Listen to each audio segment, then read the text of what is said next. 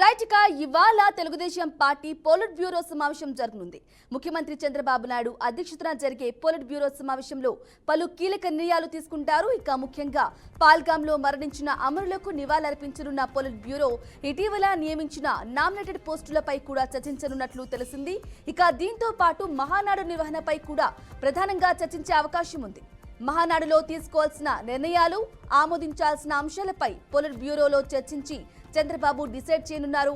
మహానాడు ఏర్పాట్లతో పాటు పార్టీ సంస్థాగత నిర్మాణంపై కూడా నేడు పోలిట్ బ్యూరోలో చర్చించే ఛాన్స్ ఉంది. ఏడాది పాలనపై కూడా సమావేశంలో చర్చించనున్నారు.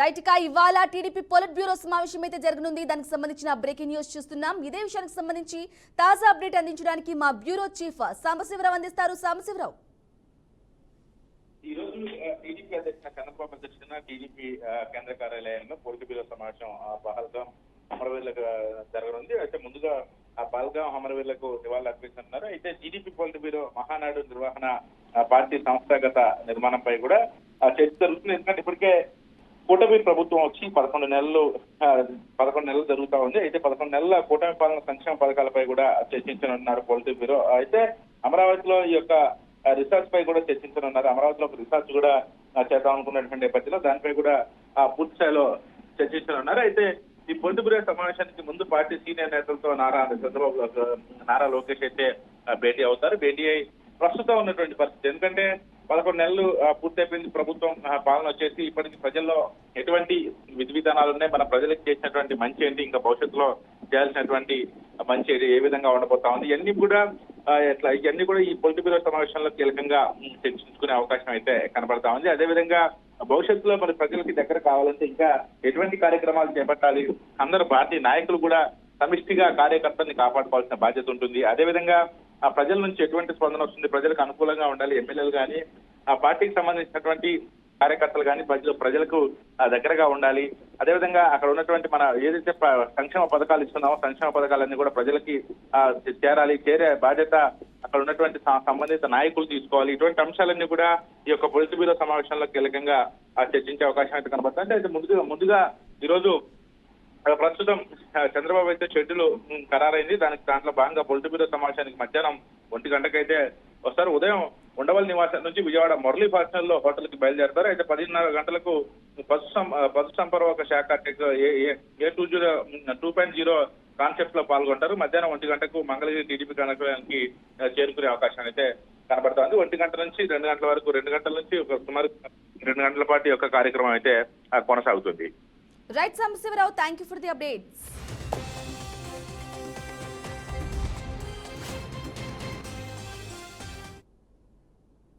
రైట్ గా లిక్కర్ స్కామ్ కి సంబంధించిన బ్రేకింగ్ న్యూస్ చూస్తున్నాం. వైసీపీ హయాంలో జరిగిన 1000 కోట్ల లిక్కర్ స్కామ్ కేసులో మరో కీలక నిందితుడిని సిట్ అరెస్టు చేసింది. భారతీ సిమెంట్స్ శాశ్వత డైరెక్టర్ బాలాజీ గోవిందప్పను ఈ కేసులో కర్ణాటకలో అదుపులోకి తీసుకుంది. ఇక మద్యం ముడుపులను షెల్ కంపెనీలోని మళ్లించిన వ్యవహారంలో బాలాజీ పాత్రే కీలకమని సిట్ గుర్తించింది. ఇక ఈ నెల 11న విచారణకు రావాల్సిందిగా సిట్ ఈ నెల 9వ తేదీన ఇచ్చిన నోటీసును తోసిపుచ్చి బాలాజీ అజ్ఞాతంలోకి వెళ్లిపోయారు. ఆయన ఆచూకీని కర్ణాటకలో గుర్తించిన సిట్ బృందం అక్కడకు వెళ్లి అదుపులోకి తీసుకున్నారు. ఇక అక్కడి నుంచి కోర్టు అనుమతితో విజయవాడకు తీసుకొచ్చారు. ఇక ఈ రోజు సాయంత్రం విజయవాడ సిఐడి కోర్టులో ప్రవేశపెట్టే అవకాశం ఉందని అధికారులు తెలిపారు. మద్యం స్కామ్ కేసులో బాలాజీ గోవిందప్పను A33గా నిందితుల జాబితాలో సిట్ చేర్చింది. ఇక A1గా ఉన్న రాజ్కస్ రెడ్డి నుంచి బాలాజీ గోవిందప్ప వరకు ఈ కేసులో ఇప్పటి వరకు 5గురు అరెస్ట్ అయ్యారు.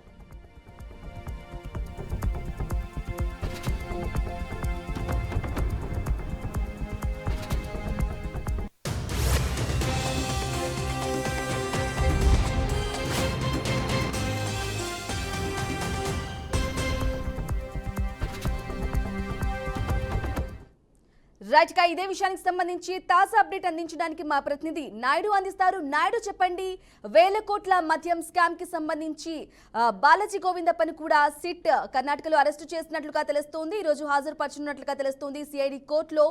దానికి సంబంధించిన అప్డేట్స్ ఏంటి? థ్యాంక్ యూ బ్రాహ్మణి.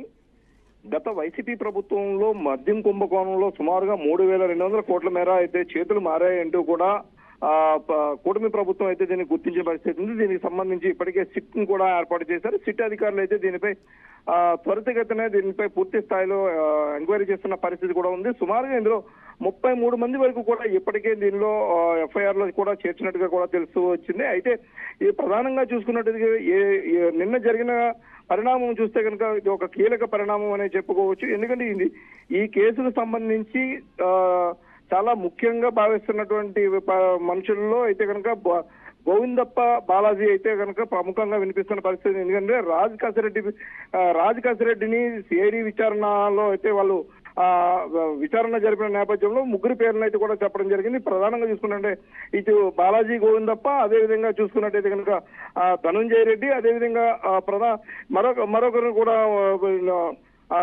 పేర్లు కూడా మీకు ఎఫ్ఐఆర్ లో చేసిన పరిస్థితి అయితే ఉంది. ప్రధానంగా చూసుకున్నట్టయితే కనుక ఈ గోవిందప్ప బాలాజీ పక్కా సమాచారంతో అయితే కనుక దీన్ని అరెస్ట్ చేసిన పరిస్థితి అయితే ఉంది. మైసూరులో బాలాజీని కూడా అరెస్ట్ చేశారు. దీన్ని అయితే కనుక ఎప్పుడైతే ఛార్జ్ షీట్ లో వీళ్ళ పేర్లను కూడా యాడ్ చేసిన పరిస్థితి ఉందో వీళ్ళైతే కనుక వీళ్ళ యొక్క లొకేషన్స్ ని మార్చుకుంటూ రకరకాలటువంటి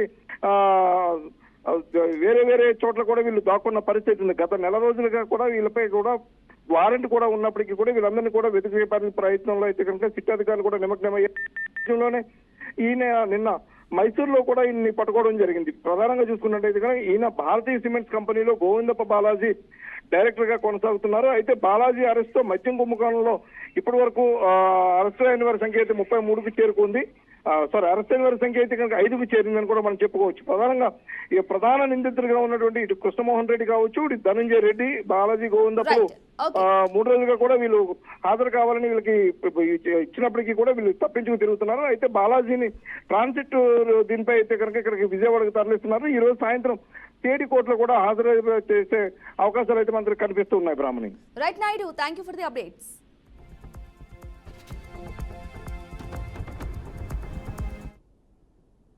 రైట్ గా మరో బ్రేకింగ్ న్యూస్ చూస్తున్నాం. ఫోన్ ట్యాపింగ్ కేసులో కీలక నిందితుడిగా ఉన్న శ్రవణ్ రావుపై సిసిఎస్ లో చీటింగ్ కేసు నమోదైంది. విచారణకు హాజరు కావాలని నోటీసులు జారీ చేసిన అధికారులు మంగళవారం విచారణ అనంతరం అరెస్టు చేసినట్లు ప్రకటించారు. గతంలో అఖండ ఎంటర్ప్రైజెస్ కు శ్రవణ్ రావు 6 కోట్ల రూపాయలు మోసం చేశారని బాధితులు ఫిర్యాదు చేశారు. ఇక ఈ కేసులో అరెస్టు చేసి శ్రవణ్ రావును నాంపల్లి కోర్టు న్యాయమూర్తి నివాసంలో హాజరు పరిచేందుకు తరలించారు.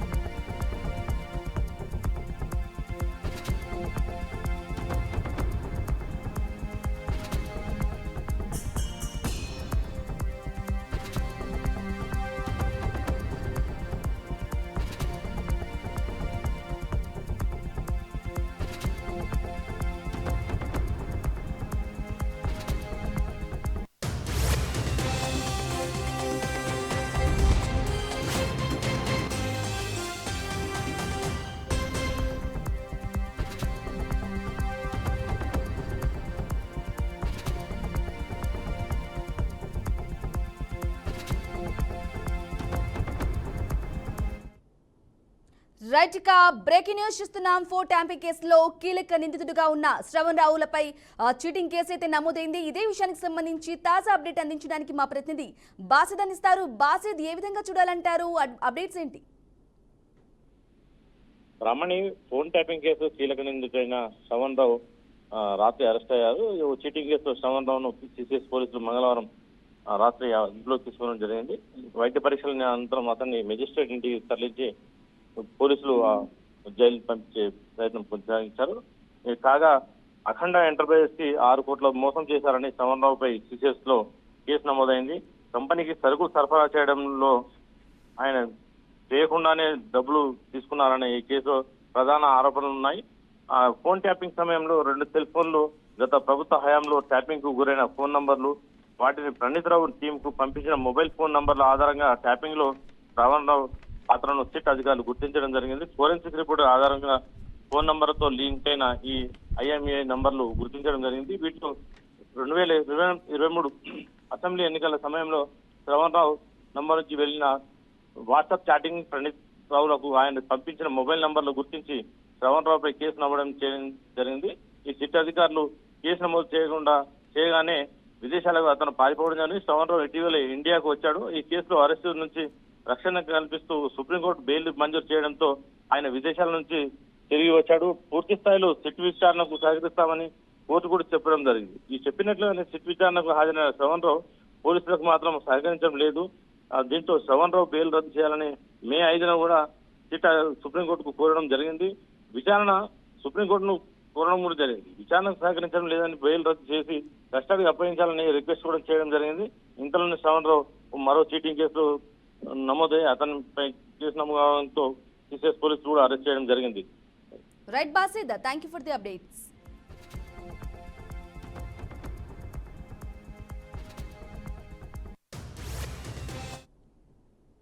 రైట్ గా తెలంగాణ సీఎం రేవంత్ రెడ్డికి సంబంధించిన బ్రేకింగ్ న్యూస్ చూస్తున్నాం. తెలంగాణ సీఎం రేవంత్ రెడ్డి ఈరోజు పలు ముఖ్యమైన కార్యక్రమాల్లో పాల్గొనున్నారు. మధ్యాహ్నం 2:30 తెలంగాణ కోర్ అర్బన్ రీజియన్ పై కమాండ్ కంట్రోల్ సెంటర్లో సమీక్షా సమావేశం నిర్వహించనున్నారు. ఇక రాష్ట్రంలోని పట్టణాభివృద్ధి, మౌలిక వసతుల పర్యవేక్షణకు సంబంధించిన అంశాలను ఈ సమావేశంలో చర్చించనున్నారు. ఆ తర్వాత సాయంత్రం 4:30 పంప్డ్ స్టోరేజ్ ప్రాజెక్టులపై ప్రత్యేక సమావేశం నిర్వహించనున్నారు. ఈ ప్రాజెక్టులు రాష్ట్రంలోని నీటి వినియోగం, సాగునీటి పంపకాల్లో కీలక పాత్ర పోషిస్తూ ఉండటంతో ముఖ్యమంత్రి ఈ అంశంపై సమగ్ర సమీక్ష చేయనున్నారు. ఇక అనంతరం సాయంత్రం 6:30 జలసౌధలో కొలువుల పండుగ కార్యక్రమంలో సీఎం పాల్గొంటారు. నీటిపారుదల శాఖలో కొత్తగా నియమితులైన అసిస్టెంట్ ఇంజనీర్, జూనియర్ టెక్నికల్ ఆఫీసర్లకు నియామక పత్రాలను అందజేయనున్నారు. ఈ కార్యక్రమాల అనంతరం ప్రాధాన్యత కలిగిన నీటి ప్రాజెక్టులు, అంతరాష్ట్ర నీటి సమస్యలపై అధికారులతో మరో సమీక్ష సమావేశం నిర్వహించనున్నారు.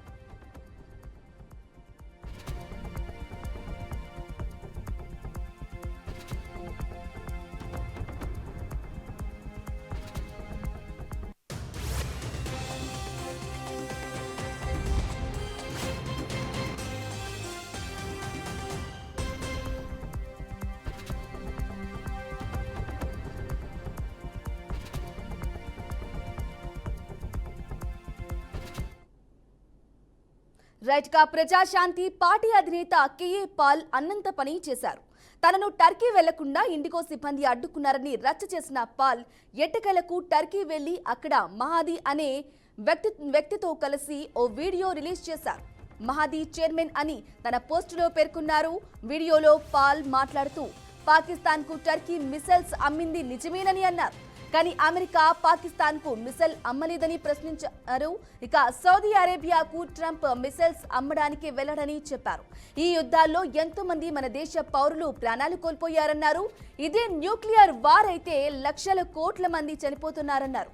అందుకే రష్యా ఉక్రెయిన్ యుద్ధం సమయంలో అక్కడ తాను ఉంటానని చెప్పారు. మిసైల్స్ ఆపడానికే తాను టర్కీ వెళ్లినట్లు తెలిపారు. Indians are saying boycott Turkey because we got the missiles from Pakistan supplied by Turkey. Yes, it is true. America supplies weapons to the whole world. What is doing Trump now? In Saudi Arabia, selling hundreds of billions of dollars military equipment.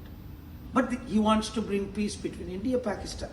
Does it mean he's going to sell $1 trillion to Pakistan and $1 trillion weapons to India, Russia and Ukraine? Why am I here in Turkey? By God's grace, they tried to stop me, Indigo Airline. The powerful warmongers, but they could not stop me. I'm back yesterday and today, extensive meetings with very important leaders. Just like I had in America, 9 of the top 10 leaders, but I didn't go to the press. Released only last week who I met. Right time comes, I will release. This president here also played very important role. Hosting Pakistani Prime Minister, but also for peace talks. అర్థమైందా? ఎందుకు టర్కీలో ఉన్నాను? Turkey మిసైల్సే మన ఇండియాని, China missiles ఇవ్వట్లేదా? Equipments అమ్మట్లేదా? ఈరోజు Trump అమ్మట్లేదా missiles అన్ని? Saudi అరేబియాకి ఎందుకు వెళ్ళాడు? ఇవి updates keep watching BRK news Telugu సత్తా.